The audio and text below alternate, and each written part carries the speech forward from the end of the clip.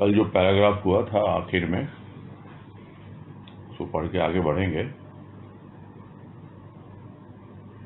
इसमें कहा राजमा ने कि जिस प्राणी में शरणागति का भाव उत्पन्न हो जाता है उस प्राणी को फिर कुछ करना नहीं पड़ता। करते तब तक हैं जब तक शरण नहीं ली। यह तो आप लोगों ने देखा है कि जब गंगा समुद्र में मिल जाती है फिर लौटकर नहीं आती, या तो समुद्र में मिलती नहीं और मिलती है तो लौटती नहीं। इसी प्रकार से जब हमारा मन परमात्मा में लगने लगता है तो फिर लौटकर दुनिया में नहीं लगता, तभी इसकी शरणागति का योग संपन्न होता है।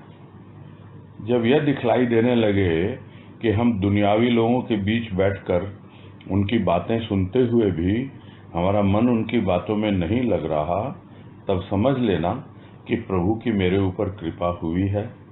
प्रभु ने मुझे स्वीकार कर लिया है, अपनी शरण में लिया है। जिस समय दुनिया के अनेक पदार्थ हमें प्रलोभन दें, फिर भी हम दुनिया के प्रलोभनों के वश में न आएं, उस समय भी यह विचार मत करना कि हमने अपने को जीत लिया है। यह विचार करना कि हमारे ऊपर गुरु की कृपा हुई है।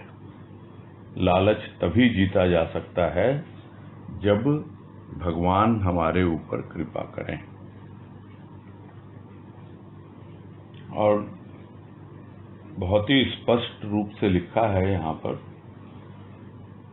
जो कल भी बात हुई थी कि यह लिपिबद्ध किया हुआ प्रवचन प्रतीत होता है। खैर, प्रवचन में और लेख में यही एक अंतर होता है कि प्रवचन में अपने आप ही बोलने वाला स्पष्ट कर देता है काफी कुछ, जबकि जो लिखित में होता है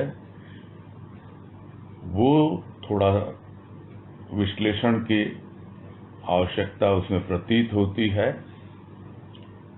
इसीलिए थोड़ा अंतर रहता है दोनों की शैली में। तो यहाँ तो यही कह रहे हैं कि कैसे पहचाने हम कि हमने प्रभु की शरण ले ली,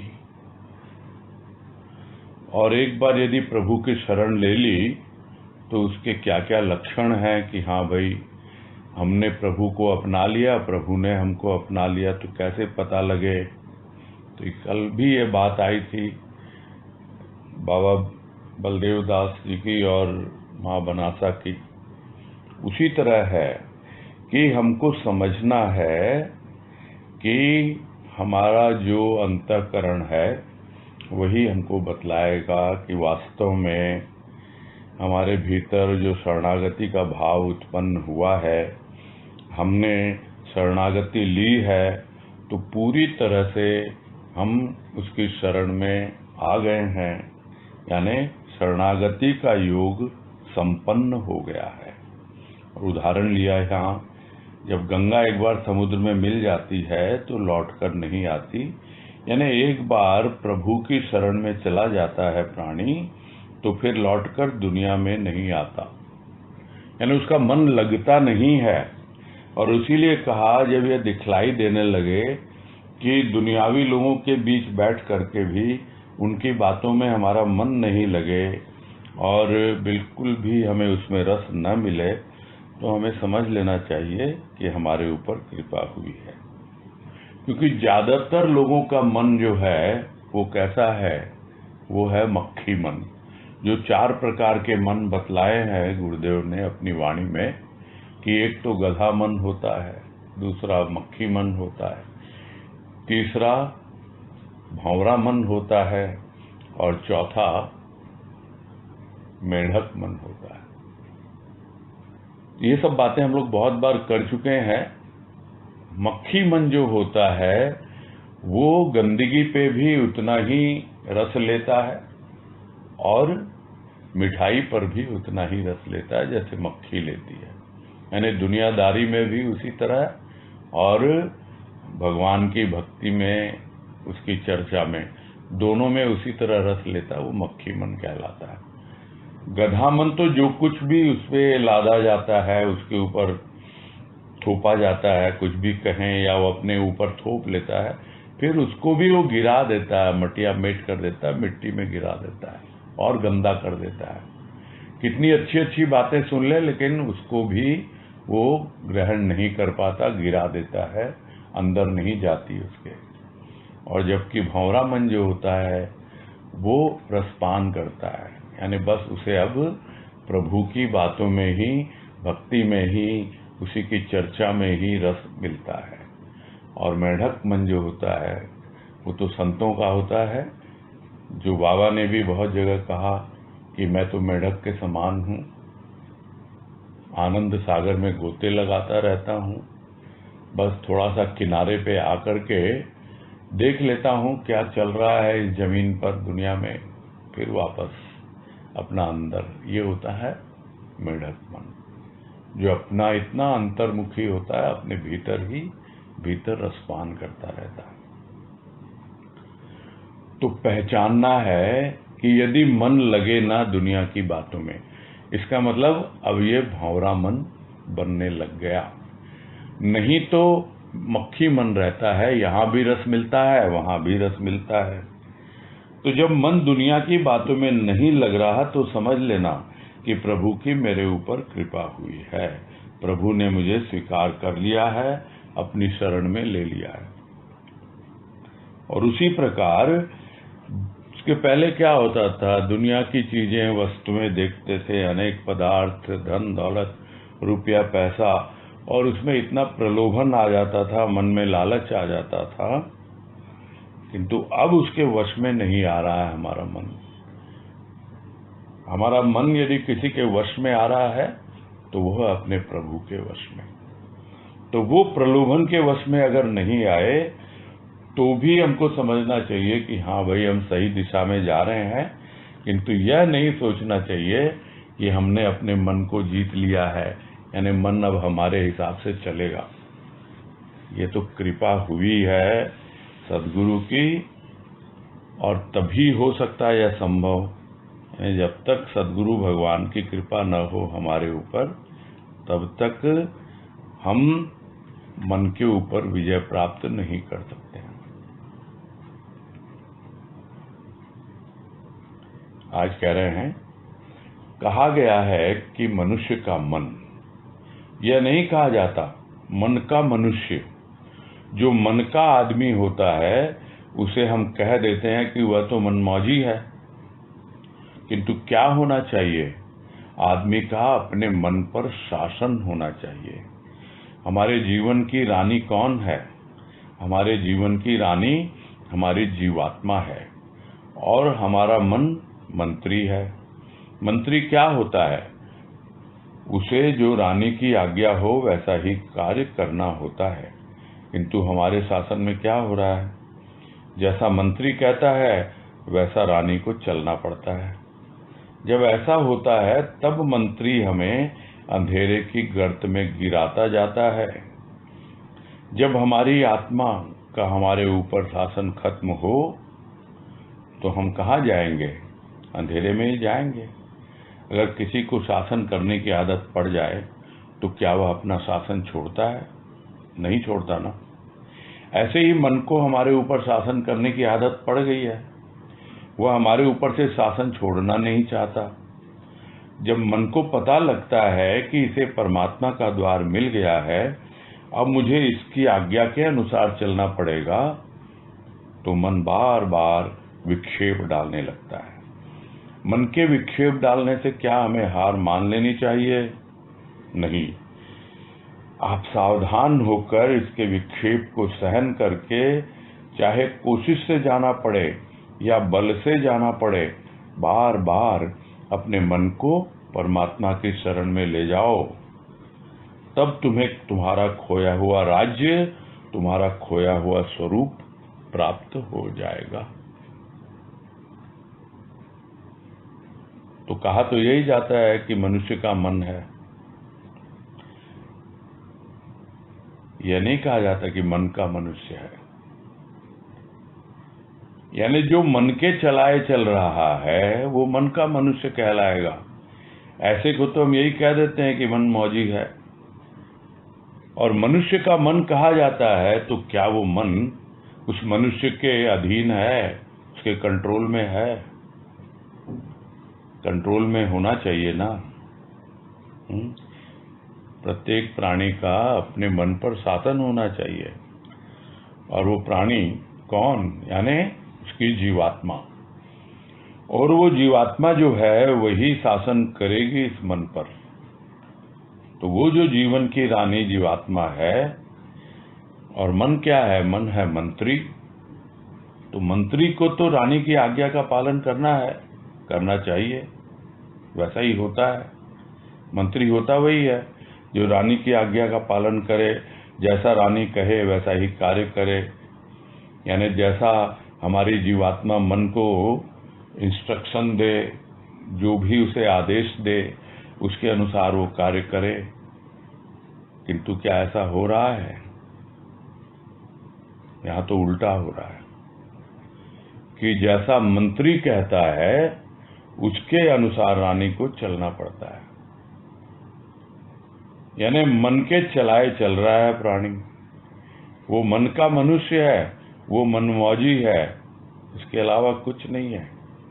तो क्या करेगा ऐसा मन जो मंत्री बन के बैठा है? वो तो अंधेरे में ही गिराता जाएगा, क्योंकि ऐसा मन अंधकार में होता है।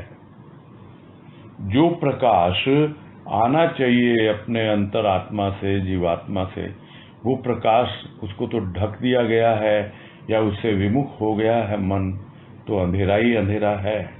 तो अंधेरे में ही गिराता चला जाएगा। गर्त यानी गड्ढे में, पूरी तरह गड्ढे में गिरा देता है। तो कहाँ जाएंगे फिर हम ऐसे में? मानवीय बात है, अंधेरे में ही जाएंगे। क्यों? क्योंकि हमारी जीवात्मा का शासन है नहीं हमारे ऊपर, वो तो खत्म हो गया। मन ने अपना साम्राज्य स्थापित कर लिया। कहने मात्र को वो रानी बन के बैठी है जीवात्मा, किंतु सब कुछ कंट्रोल में किसके है? सब कंट्रोल में है इस मन के। इसीलिए अंधेरे में जीता है प्राणी, अंधेरे में ही चला जाता है। तो इसकी वजह क्या है? इसकी वजह ये है कि जिसको शासन करने की आदत पड़ जाती है वो आसानी से अपना शासन छोड़ता है क्या? नहीं छोड़ता है। तो नहीं छोड़ता। क्यों नहीं छोड़ता? क्योंकि मन को शासन करने की आदत पड़ गई है। और जब शासन करने की आदत पड़ गई है, इसलिए अगर हमारी जीवात्मा रानी कहे नहीं मैं हूं रानी, मैं हूं इसकी शासक, तू साइड में हो जा, मेरे अनुसार चल, लेकिन वो चलने नहीं देता है। और क्या करता है? मन को पता लग गया भाई इसको परमात्मा का द्वार मिल गया है, और अब ये सदगुरु की शरण में चला गया है, तो अब तो मुझे इसकी जीवात्मा जो है परमात्मा की ओर जा रही है, तब तो इसके अनुसार ही मुझे चलना पड़ेगा, इसकी आज्ञा का पालन करना पड़ेगा। और वो चाहता नहीं, क्योंकि उसको तो आदत पड़ी हुई है, वो शासन छोड़ना ही नहीं चाहता। तो क्या करता है? वो बार बार बाधाएं डालता है, मन विक्षेप पैदा करता है, यानी इधर से उधर हमें भटकाता रहता है। तो क्या इससे हमें हार मान लेनी चाहिए क्या? विचार करें। माननी चाहिए? नहीं माननी चाहिए। तो क्या करें? सावधान रहें, जागरूक रहें। ठीक है, दिख रहा है ये इधर उधर भटकाने की कोशिश कर रहा है, तो उसको थोड़ा सहन करना है, मन को समझाना है, मन को समझना है, थोड़ी कोशिश करनी होती है, कोशिश करनी पड़ती है। किंतु बहुत बार मन फिर भी नहीं मानता, तो थोड़ा बलपूर्वक उसे समझाना पड़ता है। या जिस तरह होता है बहुत बार कि बच्चा जो है वो अपनी मनमानी करता है, तो माता पिता को थोड़ा कठोर होना पड़ता है उसके साथ। और इस तरह से उस जो बाधक मन है उसको कंट्रोल में ला करके जो साधक मन है उसको परमात्मा की शरण में ले जाना होता है। यही एकदम सिंपल तरीका है। क्योंकि मन को तो बहुत पुरानी आदत पड़ी हुई है हमारे ऊपर राज करने की, इसलिए वो जल्दी से छोड़ेगा नहीं। तो उसका तरीका यहाँ समझा रहे हैं राजमा कि किस प्रकार से इसके चंगुल से बाहर हम निकल सकते हैं। तो मन को ले जाओ परमात्मा की शरण में, तब जाकर के धीरे धीरे तुम्हें तुम्हारा खोया हुआ राज्य मिलेगा। और वो राज्य है क्या कि अब जो रानी है जीवात्मा वो सिंहासन पे बैठेगी, और जो स्वरूप जो वास्तव में हमारा अपना शासक है वहां तक हम पहुंच जाएंगे। यानी यही एकमात्र तरीका है जो प्रारंभ होता है शरण से, और सारे रण को दूर करके पहुंचा देता है हमें अपने स्वरूप तक। आगे है, परमात्मा घट घट वासी है, तुम में भी वह रहता है, इसलिए तुम्हें मनुष्य का तन दिया है। संसार में इसलिए भेजा है कि यह क्षुद्र आत्मा दिव्यात्मा की शरण में आकर परमात्मा को जान सके, उसके भाव को ग्रहण कर सके और स्वयं अपने आप को परमात्मा के भाव में प्रतिष्ठित कर सके। इस भाव को पकाने के लिए एक बार सत्संग नहीं करना पड़ता, बार बार सत्संग करना पड़ता है। जीवन भर सत्संग करके हमारी यह निष्ठा पक जाती है। परमात्मा ही सत्य है, मैं परमात्मा की ही संतान हूँ और परमात्मा में मिलने के लिए ही इस दुनिया में आई हूँ। यह निष्ठा अगर पक जाती है तो जो हमें करना चाहिए वह हम कर पाएंगे और अपने जीवन के लक्ष्य को प्राप्त कर लेंगे। इसी के लिए सत्संग है और इसीलिए हम सतगुरु की शरण में बैठे हुए हैं। और ये अंतिम पैराग्राफ में यही समझा रहे हैं। कहने को तो हम कहते हैं कि परमात्मा घट घट वासी है, किंतु वो जब सदगुरु की शरण लेते हैं तब हमें धीरे धीरे अपने घट में अनुभव होता है कि हाँ वो हमारे घट में भी है। तो अगर है हमारे घट में तो कैसे है? वो मनुष्य का शरीर देकर के वो स्वयं भीतर में छिपा हुआ है। उसने भेजा है संसार में मनुष्य का तन देकर कि अभी तुम आए हो एक जीवात्मा बनकर, एक क्षुद्र आत्मा बनकर, और तुम्हें किसकी शरण लेनी है? दिव्यात्मा की लेनी है। यानी जो दिव्य भाव से ओतप्रोत है, जो सतगुरु है, उसकी शरण में आओगे तो धीरे धीरे तुम परमात्मा को जान पाओगे। और उसकी कृपा हुई है कि तुम्हें सत्संग मिला है, संत की शरण मिली है। और यह बात कई बार हम लोग कर चुके हैं कि ईश्वर की यानी परमात्मा की 3 प्रकार से कृपा होती है। एक कृपा प्रथम होती है कि उसने हमें मनुष्य का जन्म दिया है, मनुष्य का शरीर दिया है। दूसरी कृपा होती है कि हमारे भीतर मुमुक्षा जागती है। मुमुक्षा यानी मुक्त होने की इच्छा, मोक्ष प्राप्ति की इच्छा। हर किसी के मन में नहीं जागती है। जो घर संसार में रहता है, भौतिकता में पूरी तरह लिप्त रहता है और उसे कोई बंधन नहीं मानता, लगा रहता है उसी में।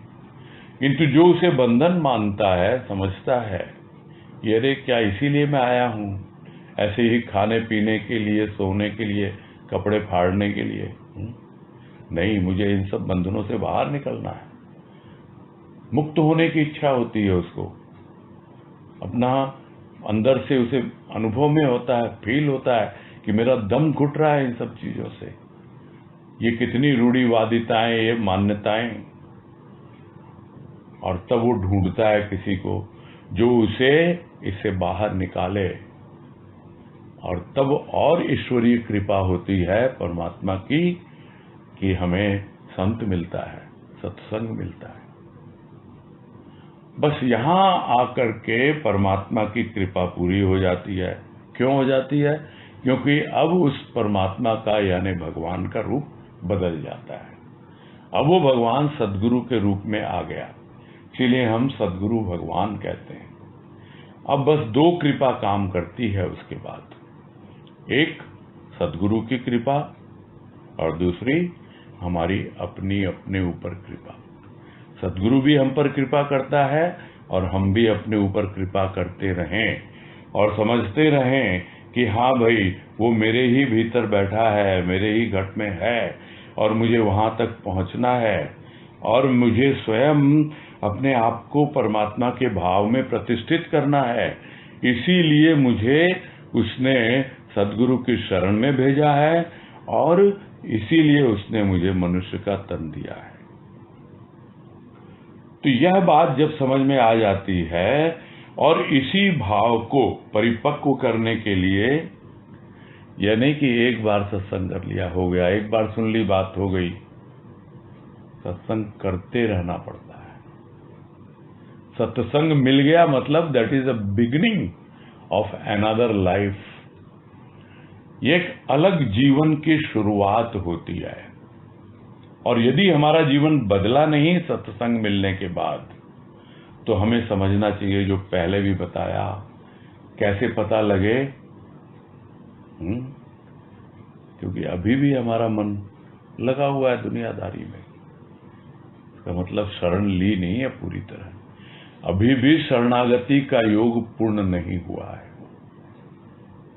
तो यही समझा रहे हैं, एक बार सत्संग करने से नहीं होता, बार बार करना और उसे अपने भीतर लेके जाना, तब जाके जीवन भर सत्संग करने के बाद भी यदि हमारी निष्ठा पूरी तरह पक जाती है, परिपक्व हो जाती है, जो पिछले लेख में बताया था निष्ठा के ऊपर जो था, तब मालूम पड़ता है कि हाँ, एकमात्र परमात्मा ही सत्य है, जिसको हम बार बार कहते हैं कि हमारे सत्संग के मूल में क्या है? सत्य है। तो वो सत्य है क्या? वो सत्य परमात्मा ही है और परमात्मा ही सत्य है। और मैं परमात्मा की संतान हूं, उसी का अंश हूं और परमात्मा के लिए आई हूं इस दुनिया में, यह जीवात्मा बनकर, और उसी में मिल जाऊंगी एक दिन। यह हमारा लक्ष्य है सत्संग करने का, यह हमारा उद्देश्य है। और इस तरह यह जो निष्ठा आती जाती है, श्रद्धा और विश्वास मिलकर के जो निष्ठा का रूप बनता है, पूरी तरह परिपक्व होने लगती है, तब हमें जो कुछ भी करना है अपने लक्ष्य को प्राप्त करने के लिए, हम बढ़ते रहते हैं। कोई माई का लाल नहीं है जो हमें रोक सके। इतना भीतर में कॉन्फिडेंस आ जाता है, इतना अपने इष्ट पर और अपने आप पर विश्वास हो जाता है कि कोई संदेह ही नहीं रहता कि मैं अपने लक्ष्य तक पहुंचूंगा कि नहीं पहुंचूंगा। अरे यह देह मिली है, अब संदेह की कोई गुंजाइश नहीं है। गुरुदेव ने कहा भी एक वाणी में, देह तो संदेह है, यदि स्थूल के भाव में रहेगा, देह के भाव में रहेगा तो संदेह बना रहेगा। अब तो भाव आ गया निष्ठा का, भीतरी भाव, आंतरिक यात्रा, बस यही लक्ष्य, और लक्ष्य को प्राप्त कर लेंगे। और इसी के लिए सत्संग मिला है हमको, और इसीलिए हम सद्गुरु के शरण में बैठे हुए हैं। कोई और उद्देश्य है ही नहीं हमारे लिए, कोई और लक्ष्य है ही नहीं हमारे सामने। और यह बात, अंतिम लाइन इतनी अच्छे ढंग से राजमा ने लिखी है, कही है, कि बिल्कुल हमें क्लियर हो जाना चाहिए अपने माइंड में कि हाँ, यही हमारा उद्देश्य है, इस सत्संग में आने का और सद्गुरु की शरण लेने का। तो इसके साथ ये तो संपूर्ण होता है संत की शरण, प्रेम और निष्ठा, जिसका शीर्षक है। अब नया लेख प्रारंभ करते हैं, जिसका शीर्षक है संघे शक्ति कलौ युगे। और यह एक संस्कृत का वाक्य है जो किसी श्लोक से उद्धृत है। इसका यही तात्पर्य समझ में आता है कि संघ में शक्ति है। संघ यानी एकता, एकता में बल है। चाहे कोई भी युग हो, चाहे कलयुग हो, चाहे सतयुग हो, विशेषकर कलयुग में तो और भी ज्यादा संघ की आवश्यकता है, सत्संग की आवश्यकता है। और उसमें जो एक शक्ति है, वो शक्ति तब परिचित होता है प्राणी उससे जब वो सत्संग में आता है और अपने ही जैसे अनेक लोगों की संगत में आता है। सत्संग के दो रूप हैं, क्योंकि सत्संग की बात हो रही है। एक है सत्संग का रूप संघ के रूप में, यानी यह एक संघ है, एक ग्रुप है, यह एक व्यापक एकत्व है। तो यह तो संघ का रूप हुआ, सत्संग का रूप हुआ। और एक सत्संग होता है जो अपने आप का होता है, एकांत में होता है, जहां कोई और नहीं, बस मैं हूं और मेरा प्रभु है। अब दोनों में क्या अंतर है? दोनों में अंतर यह है कि हम जब एक के साथ जुड़ते हैं, अपने प्रभु के साथ एकांत में, तो हमारी भावना एक के प्रति होती है। किंतु जब हम संघ में जुड़ते हैं तो ऐसा नहीं है कि हम अपने आप में परिपूर्ण होते हैं। जो हमारे भीतर कहीं ना कहीं किसी न किसी रूप में कमी है, वो लोगों से इंटरेक्ट करते हुए स्थान विशेष पर बैठ के उनके वाइब्स, जिसको कहते हैं आजकल की भाषा में, उससे और इंटरेक्शन से आपस में वो जितना भी वायर्ड है, जितनी भी खाली जगह है, वो भरी जाती है और हम पूर्णता की ओर बड़ी सहजता से बढ़ते हैं। इसीलिए संघ में बहुत शक्ति है और संघ का बड़ा महत्व है। तो शुरू करते हैं लेख को। इसमें कह रहे हैं, संघे शक्ति कलौ युगे प्राचीन उक्ति है, किंतु उक्ति प्राचीन हो या नवीन, प्राणी को संगठित होने की प्रेरणा प्रदान करती है। तो ये बात तो अभी हो ही गई कि संगठित होने की प्रेरणा देती है यह उक्ति, और यही कहती है कि भाई चाहे जो भी काल हो, प्राचीन काल हो या नवीन काल हो, जो भी समय हो, संगठन उसके अंदर में शक्ति है, इसलिए प्रेरित होता है प्राणी आगे बढ़ने के लिए, एकत्रित होने के लिए। तो प्राणी को ऐसी प्रेरणा देती है यह उक्ति कि संघे शक्ति कलौ युगे, यानी सब इकट्ठे हो जाओ, सब शामिल हो जाओ सत्संग में, और देखो किस प्रकार से एक सामूहिक कृपा मिलती है हमको, जो कि क्या कहा गया जब नारद जी ने पूछा भगवान विष्णु को कि कहाँ रहते हैं आप? बैकुंठ में रहते हैं? बोला नहीं, जहाँ सत्संग होता है, जहाँ मेरे भक्त मुझे सुमिरन करते हैं, मेरी चर्चा करते हैं, मैं वहाँ होता हूँ। और वो एक एक में विद्यमान होके वो भगवान सबको जोड़ता है अपने ही भावों से। और वो भगवान कौन है सत्संग में? वह है हमारा सद्गुरु भगवान। तब हम उस संगठन की शक्ति को अनुभव करते हैं और हमें संगठित होने की प्रेरणा मिलती है। आगे है, कलयुग का नाम है, प्रभाव है और है संघर्ष प्राणी के जीवन में। संघर्ष जीवन रहने के लिए, अधिकार पाने के लिए, जीवन को सुखमय बनाने के लिए, मान सम्मान पाने के लिए। इतना ही नहीं, संघर्ष है आज के मानव को धर्ममय जीवन अपनाने के लिए, दिव्य भावों को हृदयंगम करने के लिए, साथ आचरण के लिए। तो कलयुग नाम है इस युग का। हम सब जानते हैं कलयुग नाम है। तो इसका क्या प्रभाव पड़ता है? कलयुग का एक प्रभाव यह है कि हम जब कभी भी इधर उधर देखते हैं भौतिक जीवन में, तो लोगों की लाइफ स्टाइल, उनके जीवन जीने का ढंग, उनके सोचने का ढंग, इन सब चीजों से प्रभावित हुए बिना रह नहीं पाते। हम इतनी आसानी से अंतर्मुखी नहीं हो पाते हैं। भले ही हम कितना सुन लें कि भाई वो तुम्हारे अंदर है, तुम अंतर्मुखी हो, किंतु हमारी दृष्टि बहिर्मुखी ही रहती है, बाहर बाहर दिखती है। तो ये किसका प्रभाव है? यह प्रभाव है कलयुग का।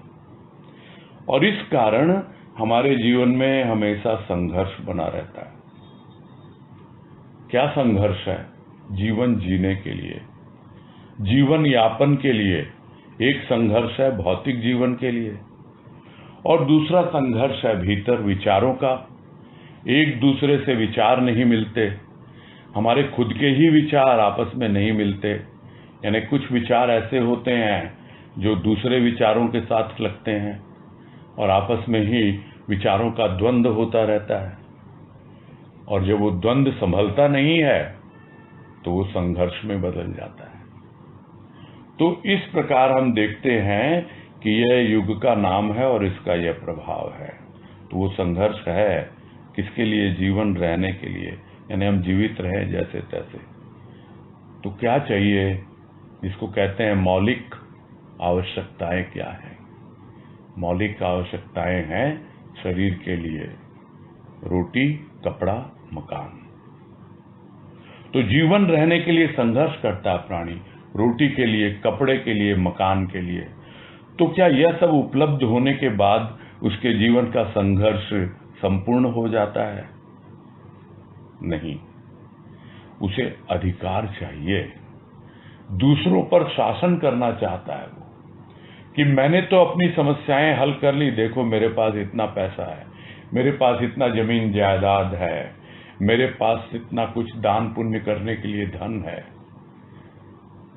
वो दूसरों के ऊपर अधिकार करना चाहता है, अधिकार पाने के लिए है कि मेरा अपने ऊपर तो अधिकार हो ही, दूसरों पर भी अधिकार हो।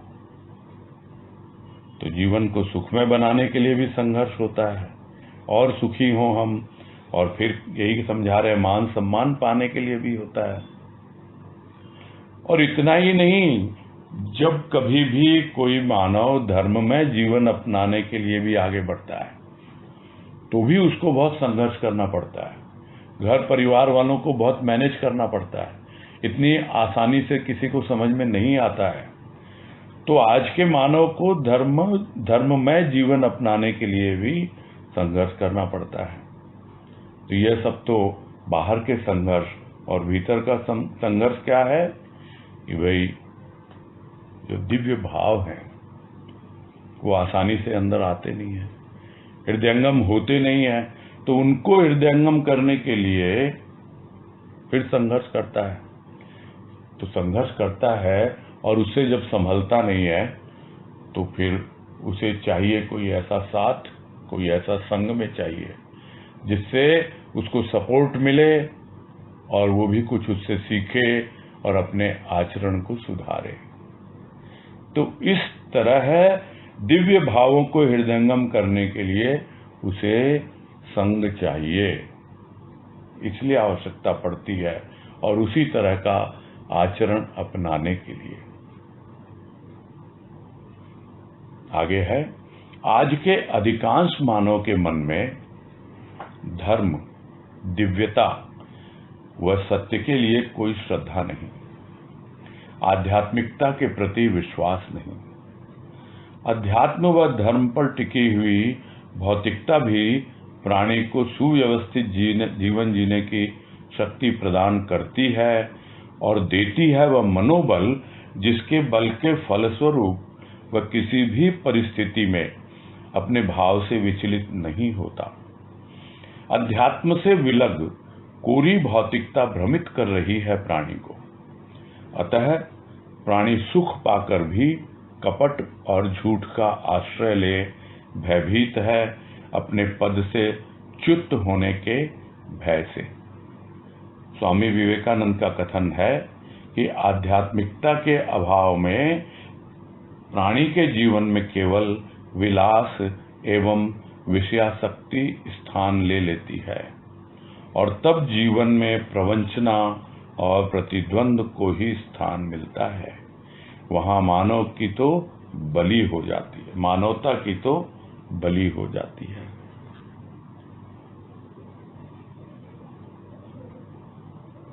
तो ज्यादातर हम देखते हैं अधिकांश मानव क्या है भीतर की अवस्था, उसके भीतर दिव्यता और सत्य के लिए कोई स्थान नहीं है, सोचता नहीं है उसके बारे में। धर्म के बारे में क्या समझता है? ज्यादा से ज्यादा ऊपरी कर्म कांड, इससे ज्यादा कुछ समझता ही नहीं धर्म के बारे में। और फिर धर्म के आधार पर कोई दिव्यता भी होती है, कुछ दैवी भाव भी भीतर आ सकते हैं, कुछ ऐसे गुण अपनाए जा सकते हैं जो उसे सत्य की ओर ले जाएं, जिसे साधारण भाषा में हम सतोगुण कहते हैं। तो सतोगुणों को अपनाकर सत्य के लिए आगे बढ़ा जाए, इन सब के प्रति उसके कोई श्रद्धा है ही नहीं, सोचता ही नहीं है। और यह जो धर्म है उसको इतना सीमित कर दिया है कि इसके भीतर कोई आध्यात्मिकता भी छिपी हुई है, उसके बारे में सोचता ही नहीं है। कि जिस किसी ने भी जो भी धर्म चलाया है, जिसे गुरुदेव कहते हैं मानवकृत धर्म, तो जो मानवकृत धर्म भी अगर है तो उसके पीछे जो मानवता है, जिस मानवता के आधार पर उसको आगे बढ़ाया गया और उस मानवता में जो आध्यात्मिकता छिपी हुई है, उसके जो बेस में जो सत्य है, जिसके आधार पर जिस किसी ने भी उस धर्म को चलाया हो, उसका प्रणेता हो, जैसे क्रिश्चियन धर्म का जीसस हैं, मुस्लिम धर्म का मोहम्मद साहब हैं, जैन धर्म के महावीर जी, बौद्ध धर्म के भगवान बुद्ध, ये हमको पता है, ये सब मानव हैं और ये धर्म मानवकृत हैं, किंतु इनकी बेस में, इनके आधार में सत्य ही है, किंतु लोग उस पर ध्यान नहीं देते हैं और उसमें जो स्पिरिचुअलिटी है, जो आध्यात्मिकता है, उसके प्रति तो जरा भी विश्वास नहीं है। बस ऊपरी कर्म कांड, कोई जिस धर्म को मानता है वो अपना कर लेता है। एक एक धर्म का गिनाने की आवश्यकता नहीं है। कहीं कोई उसको रमजान का महीना बोलता है, रोजा रखता है, कहीं कोई उसको पर्युषण का पर्व बोलता है, कहीं कोई व्रत उपवास बोलता है, कहीं कोई कुछ बोलता है, कहीं कोई उसको नवरात्रे बोलता है। सब अपने अपने ढंग से बस इन्हीं में उलझे हुए हैं। आध्यात्मिकता के प्रति जरा भी न तो कोई सोच है और न ही उसके प्रति कोई विश्वास है। ये अधिकांश मानव की यही अवस्था है। उन्हें समझ में नहीं आता कि अध्यात्म और धर्म पर टिकी हुई जो भौतिकता है, यानी जो भौतिक जीवन वो जी रहा है, यदि उसका बेस, उसका आधार अध्यात्म हो और वो धर्म जो सत्य पर है, यानी सत्य धर्म, उस पर अगर टिका हुआ हो और वो भौतिक जीवन एक प्राणी को एक सुव्यवस्थित, यानी इतना प्रॉपरली प्लान्ड एंड मैनेजेबल व्यवस्था, यानी मैनेज, सुव्यवस्थित, बहुत अच्छी तरह से आप अपने भौतिक जीवन को प्लान कर सकते हैं और मैनेज कर सकते हैं और उस जीवन को आगे बढ़ा सकते हैं। जब वो अध्यात्म पर टिका हो तो एक ऐसी शक्ति भीतर से मिलती है और एक ऐसा मनोबल मिलता है जिसके फलस्वरूप वो किसी भी स्थिति परिस्थिति में जो भौतिक जीवन में आती जाती रहती हैं, वो अपने उस सत्य भाव से, उस दिव्यता से विचलित नहीं होता है। इस बात को कोई समझ नहीं पाता है। इसके प्रति उसका कोई विश्वास है ही नहीं। और जो समझ लेता है वो आगे बढ़ता है उसी दिशा में, और नहीं तो वो कौन सा जीवन जी रहा है? अध्यात्म से विलग होकर, यानी उससे अलग, टूटा हुआ, बाहर निकला हुआ, बिल्कुल अलग ही दिशा में वो जो जीवन जी रहा है वो कोरी भौतिकता पर जी रहा है, यानी प्योर फिजिकल फॉर्म, उसके अलावा कुछ नहीं है। और इसीलिए वो हमेशा कंफ्यूज रहता है, भ्रमित रहता है और समझ ही नहीं पाता कि मैं कैसा जीवन जी रहा हूं। करना चाहता है कुछ, हो जाता है कुछ, और फिर कुछ हो जाता है तो फिर मैनेज नहीं कर पाता स्थिति परिस्थिति को। मतलब पूरा का पूरा उसका जीवन एक अनकंट्रोलेबल फैशन में बिल्कुल व्यतीत होता रहता है। तो कारण क्या है कि अध्यात्म से बिल्कुल टूटा हुआ उसका संपर्क, उससे विलग है वो, और वो कोरी भौतिकता में ही अपना जीवन जी रहा है और भ्रमित हो रहा है। तो उसको क्या मिलता है फिर? सुख भी मिल गया, सुख की वस्तुएं मिल गई, सुख के उपादान मिल गए, खूब आराम से रह रहा है, शरीर को सुख मिल रहा है, किंतु भीतर क्या है? भीतर तो कपट और झूठ, उसी का आश्रय ले लिया। और स्वाभाविक है, गलत काम किया है, कपट किया है, झूठ में है कुछ, दिखाया कुछ, इनकम कुछ, शो ऑफ कुछ करी, सेल कुछ है, शो कुछ और कर रहा है। तो इस तरह जितने भी हैं वो कपट और झूठ के कारण उसको लगता है कि मालूम नहीं कब रेड हो जाए, कब क्या बात हो जाए, भयभीत रहता है वो। और जो भी उसकी प्रेस्टीज है, जहां कहीं वो पहुंचा है, जो भी पद पे पहुंचा है, उसको वहां से गिर जाने का, बदनामी होने का भय हमेशा भीतर ही भीतर सताता रहता है। ये अवस्था है आज के प्राणी की, और इसमें कोई दो राय नहीं है, और ये बिल्कुल सत्य है, आई ओपनर है सभी के लिए, आंखें खोलने के लिए है। और इसी बात को और पुष्ट करने के लिए स्वामी विवेकानंद का कथन बता रहे हैं कि क्या है वो, जब जीवन में आध्यात्मिकता नहीं है, किसी के आध्यात्मिकता का अभाव है, तो उस प्राणी के जीवन में केवल विलासिता रहेगी, यानी बस खाओ पियो मौज करो, विलासी जीवन जियो, यानी कुछ है ही नहीं होश। इसके अलावा विषयाशक्ति, यहां शक्ति लिखा हुआ, ये शक्ति नहीं होगा, शक्ति है, आसक्त जिसको बोलते हैं, विषयों में आसक्त। तो यह विषयाशक्ति स्थान ले लेती है, यानी विषयों में आसक्त रहता है। विषय हम सब जानते हैं ज्ञानेंद्रियों के होते हैं, और उसी में मन लगा रहता है। बस आंखें देखती हैं, कान सुनते हैं, जीवा स्वाद लेती है, ये सब विषय हैं ज्ञानेंद्रियों के। और मन इन विषयों को इन ज्ञानेंद्रियों के माध्यम से पूरा करता रहता है, इसके अलावा बाहर निकलता है नहीं, भोग विलास में ही लगा रहता है वो। तो ऐसे में क्या है जीवन में? प्रवंचना, यानी धोखाधड़ी, प्रतिद्वंदिता, यानी कंपटीशन। और ये कंपटीशन क्या है? उसने ऐसा किया, मैं भी ऐसा करूं। तो ये कंपटीशन है या कि एक चूहा दौड़ है, रैट रेस है, पता नहीं। और नहीं तो फिर ईर्ष्या है, वो कितना आगे बढ़ गया, मैं पीछे रह गया, ईर्ष्या होने लगती है। तो जब सिर्फ और सिर्फ भौतिकता ही से घिरा रहता है प्राणी, तो धोखाधड़ी और इस तरह से ईर्ष्या में जलेगा और या चूहा दौड़ में लग जाएगा। तो वहां मानवता, यानी किस लिए मानव बन के आया था? उसकी तो बलि हो जाती है, यानी पूरा हमेशा के लिए वो विचार ही उसके जीवन से चला जाता है।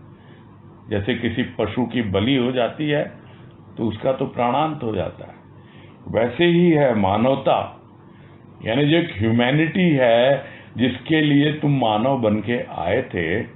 इसलिए जो पिछले इसी में अभी अभी बात हुई कि दिव्य भाव को ग्रहण कर सके, क्षुद्रता से दिव्यात्मा की ओर आगे बढ़े, इसलिए आया था। तो वो मानवता की तो बलि चढ़ गई, अब है ही नहीं, क्योंकि आध्यात्मिकता को कोई स्थान है ही नहीं उसके जीवन में। ये विवेकानंद जी ने कहा है, स्वामी विवेकानंद ने। आगे है, मनुष्य मनुष्य है जब वह मानवीय गुणों से विभूषित हो। मानवीय गुणों से विभूषित होना मानव के लिए उसी प्रकार कठिन हो गया है जिस प्रकार आभूषण से सज्जित होना नारी के लिए। अतः आज के युग में धर्म में आध्यात्मिक नैतिक जीवन जीने के लिए भी संघर्ष है। तो मानवता को समझा रहे हैं कि मानवीय गुण से जब तक विभूषित नहीं होगा मनुष्य, तब तक कहने को वो मनुष्य है, लेकिन वास्तव में वो मनुष्य नहीं है।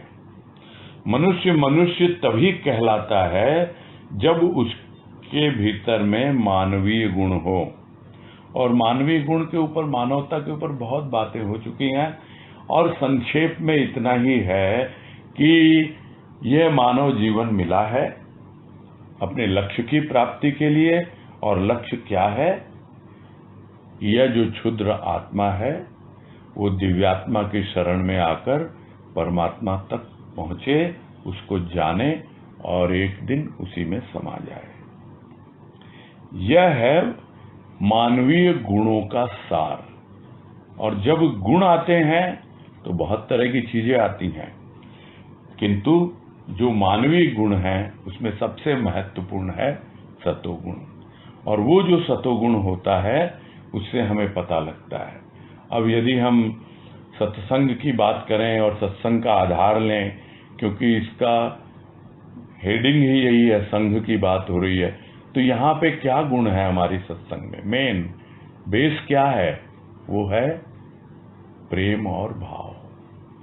और इसके आधार पर हमें भक्ति करनी है, और इसी के आधार पर हमें ज्ञान की ओर आगे बढ़ना है।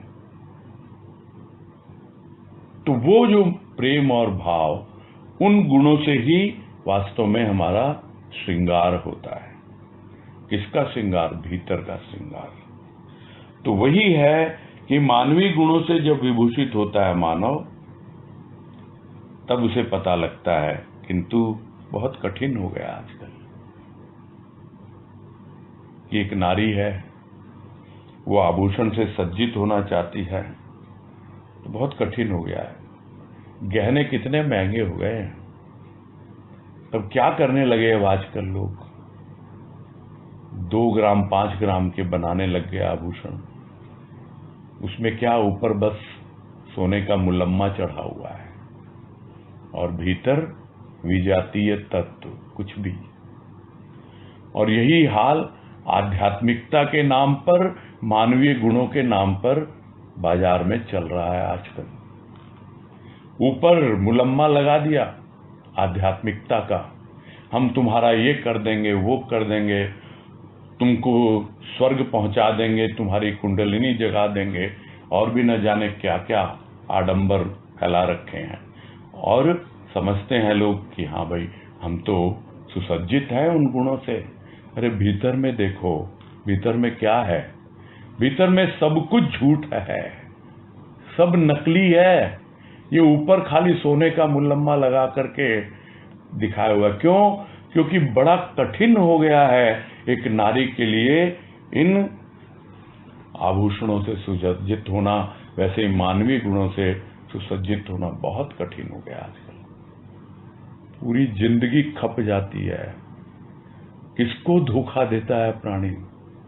अपने आप को ही धोखा देता है कि मैं गुणों से सजा हुआ हूं, मानवीय गुण बहुत है मुझ में। लोगों को दिखाता है और उसके नाम पर अपना नाम कमाता है, किंतु यह क्या है कौन समझ पाएगा उसको? बहुत कठिन है, यही कह रहे हैं। तो इसीलिए आज के युग में धर्ममय यानी एक जीवन ऐसा हो जो पूरी तरह धर्ममय हो, आध्यात्मिक हो, पूरी तरह आध्यात्मिक हो और नैतिकता से जिए, यानी जो भी मोरल वैल्यूज हैं उसका पालन करते हुए जिए। उसके लिए भी बहुत संघर्ष है। कोई उधर खींचता है, कोई उधर खींचता है। भाई पहले तो सिर्फ भौतिकता का ही प्रलोभन था, अब थोड़ा बहुत धर्म के नाम पे आगे बढ़े तो यहाँ भी इतना संघर्ष। कोई किधर खींच रहा है, कोई किधर खींच रहा है, कोई और प्रलोभन दे रहा है, कोई और प्रलोभन दे रहा है कि तुम्हारा ये कर देंगे, तुम्हारा वो कर देंगे, इतने पैसे जमा कर दो, इतना ये कर दो, और बस सब अपनी तिजोरी भरने में लगे हुए। तो ये अवस्था है, करे तो क्या करे प्राणी। बहुत संघर्ष है, अभी भी समझ नहीं पाता, इतना भ्रमित हो जाता है, इतना कंफ्यूज हो जाता है। आगे है, सदगुरु का कथन है कि संघर्षमय जीवन यदि संघमय होता या संग ही होता सत्पुरुषों का तो जीवन कुछ और ही होता। इस कथन के अनुसार यदि प्राणी को अपने जीवन दर्शन के अनुरूप संगठन मिल जाए, समुदाय मिल जाए, तो सहज हो जाता है जीवन अपने ढंग से व्यतीत करना और समाप्त हो आता है संघर्ष।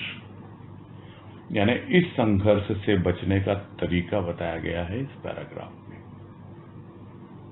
तो सदगुरु क्या कहते हैं, और यह वाणी है गुरुदेव की, कि जो तुम्हारा जीवन है संघर्षमय, वो यदि संघमय होता, क्योंकि बहुत बार ऐसा भी होता है कि एक बार तो संघ में आ जाता है प्राणी और संग भी करता है सत्पुरुषों का, किंतु फिर वो छिटक के अलग चला जाता है और भ्रम में ही जीता रहता है और फिर से संघर्ष आ जाता है उसके जीवन में। तो जीवन संघर्षमय है, किंतु यदि संघ आ जाए, संघ में जीवन हो जाए और संग मिल जाए सत्पुरुषों का, महापुरुषों का, संतों का, तो फिर तो जीवन कुछ और ही होता है, बदल जाता है जीवन। और फिर भी यदि जीवन नहीं बदला तो वही पहले वाली बात समझना होगा, अभी हमने संग का लाभ नहीं उठाया। और संग का लाभ नहीं उठाया, या यूं कहें कि संग में रह करके भी हमारे भीतर का कपट, हमारे भीतर का पाखंड खत्म नहीं हुआ। तो यदि इस कथन के अनुसार हम जीवन जिएंगे कि हाँ वही संग है महापुरुषों का, तो फिर क्या बाकी रह गया? मन में यही भाव आया था कई साल पहले कि यदि तुम्हारे संग है संत, संत क्या है? आनंद की प्रतिमूर्ति है। चलो आनंद की अनुभूति तो होगी कभी अलग रूप में पूर्णानंद की, फिर भी खुशी तो मिलती है, प्रसन्नता तो मिलती है, हर्ष तो होता ही है ना जीवन में। तो किस रूप में वह है? हर्ष के रूप में है। तो यदि संग है हर्ष, तो कहां है संघर्ष? फिर संघर्ष नहीं रहता है। संघर्षमय जीवन तभी तक है जब तक हर्ष का संग नहीं, यानी संत का संग नहीं।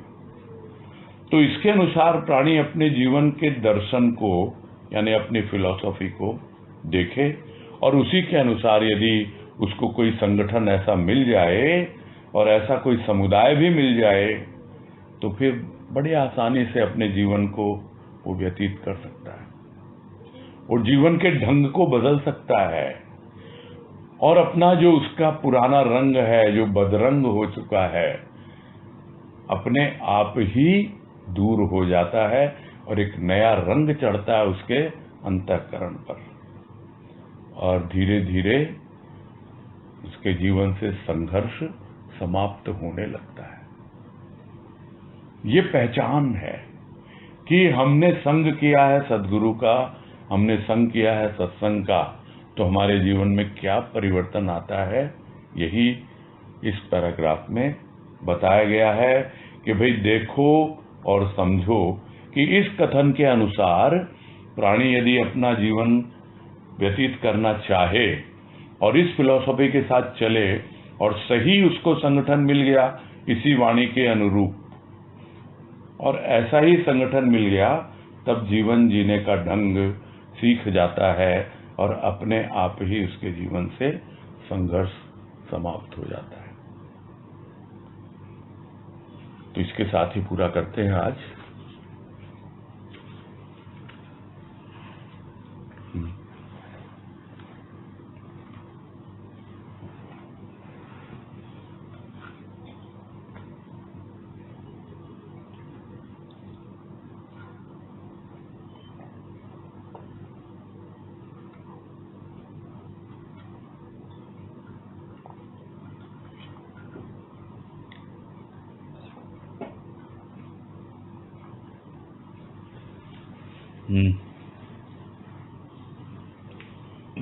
तनुश्री शर्मा बोलो।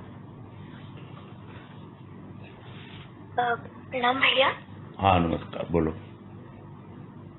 ये बात आती है कि धुरी हमारी धर्म की होनी चाहिए, जो भी कर्म हम करें या अर्थ हम उपार्जित करें, तो इसका मतलब क्या ये होता है कि हम मतलब जो भी कुछ कर रहे हैं वो हमारा अल्टीमेट एम तो सत्य को पाना है या परमात्मा को पाना है, इसीलिए हम सारे कर्म कर रहे हैं इसीलिए, और इसीलिए हम अर्थ उपार्जन भी कर रहे हैं। इसके अलावा हमारा कोई मोटिव नहीं होना चाहिए, क्या इसका ये मतलब है? हाँ यही है मतलब, कि हमको जीवन मिला है उस सत्य को उपलब्ध करने के लिए जो पहले से है हमारे भीतर, किंतु अभी हम उससे परिचित नहीं हैं। और जब हमें ऐसा संग मिलेगा, सत्संग मिलेगा, तो हम अपने धर्म को समझेंगे और जो भी कर्म हम करेंगे वो उसी से प्रेरित होगा, सत्य पर आधारित होगा। यही है इसका मतलब।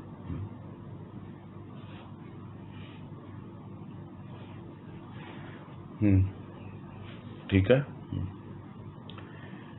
नेक्स्ट रितु बंका, बोलिए। प्रणाम भैया, हरिओम। हाँ हरिओम, नमस्कार, बोलिए। नमस्कार भैया, आज के जो भी प्रवचन शुरू हुआ उसमें आपने बताया कि सत्संग के दो रूप होते हैं, एक हमारा निज का इष्ट के साथ और एक हमारा संग के साथ, जिसके अंदर हमारे में जो कमी होती है वो बाकी टीम वर्क से हम समझ सकते हैं और सीख सकते हैं। ये इसका आइडियल स्वरूप है, पर हम भ्रम में आ जाते हैं और इसका लाभ नहीं उठा पाते। तो भैया उसके प्रति हम कैसे मतलब कॉशियस रहें या ध्यान रखें या उन चीजों में नहीं पड़े, उसके लिए? नहीं, कॉशियस क्या रहना है, दो प्रकार का बताया गया। सत्संग के दो रूप होते हैं, जो शुरू में बोला था मैंने, हेडिंग जो इसकी टाइटल है इसलिए कि उसकी बेसिस पे कहा था कि एक संग होता है, वो आप जब अपने इष्ट के संग हो, एकांत में हो, वो एक है आपका एकांत का सत्संग है, वो अकेले का है। और एक सत्संग होता है जो सामूहिक होता है, जहाँ और लोग भी होते हैं। उसका क्या लाभ होता है कि हमारे भीतर जहाँ जहाँ जो भी वॉइड्स है, जो भी खाली जगह है, क्योंकि कोई भी अपने आप में पूर्ण नहीं है, सबकी अपनी एक विचारधारा है, और यदि कोई उस विचारधारा के प्रति जरा भी फ्लेक्सिबल नहीं होगा कि नहीं मैं जिस राह पे चल रहा हूँ, जिस तरह हूँ, आई एम ओके, नहीं दूसरे की बात सुने समझें, और यदि हमें कुछ एडॉप्टेबल लगे कि हमें उसको एडॉप्ट करना चाहिए अपना, तो स्वीकार करने में कोई बुराई नहीं होती है। तो सामूहिक सत्संग में यह चीजें हमको सीखने को मिलती हैं। इसलिए जो समुदाय या सामूहिक सत्संग जो कहा जाता है, उसका महत्व होता है। सिर्फ सामूहिक सत्संग से भी नहीं होता और सिर्फ एकांत की सत्संग से भी नहीं होता, यानी दोनों तरह की सत्संग हमको चाहिए, एक अपनी पर्सनल और एक ग्रुप में। ये है कहने का मतलब। तब दोनों का तालमेल और समावेश हमको बिठाना पड़ेगा। नहीं, तालमेल नहीं, ये दोनों अलग है लेकिन कॉम्प्लीमेंट्री है, एक दूसरे की पूरक हैं। सिर्फ उससे नहीं होगा, सिर्फ एकांत में या अकेले सत्संग से भी नहीं होता है और सिर्फ सामूहिक से भी नहीं होता है। तो भैया अगर हम इसको समझ लेते हैं तो अगर हमको दोनों मतलब एकांत के में या संघ के में जो भी प्रॉब्लम आती है, हमें अपने लक्ष्य को आगे रखते हुए इन सबसे ऊपर बढ़ना चाहिए, भ्रम में नहीं आना चाहिए। हाँ जी, हाँ जी, हाँ। हमारा उद्देश्य तो अपने लक्ष्य तक पहुंचना है। कुछ अपने भीतर से मिलेगा जो हम अपने इष्ट के साथ इंटरेक्ट करते हैं, और कुछ हमको दूसरों के साथ इंटरेक्शन से मिलेगा जो संघ में होता है। बस यही है सार, है ना। हमारा उद्देश्य लक्ष्य, हाँ, लक्ष्य तक पहुंचना है। भैया ये बात बहुत अच्छी लगी और बहुत समझ में आई, क्लियर हुआ भैया ये। ठीक, धन्यवाद भैया। हाँ, थैंक यू।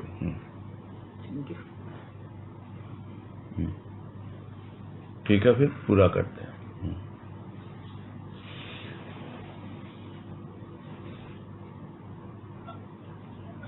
ठीक है भैया जी। हरिओम भैया जी। हाँ, हरिओम, हरिओम, हरिओम, सबको हरिओम। सबको हरिओम। प्रणाम भैया। हाँ, हरिओम, हरिओम, हरिओम।